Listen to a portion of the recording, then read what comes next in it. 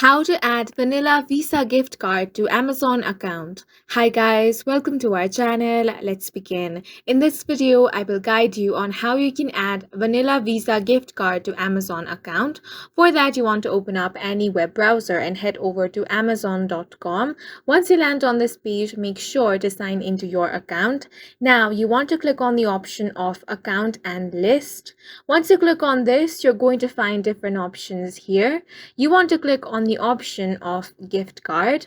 Now on this page you will be able to redeem a gift card. For that you want to click on this button right here which says redeem a gift card.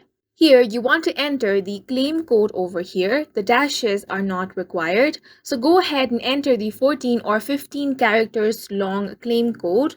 Once you enter that code, you want to click on the apply to your balance option.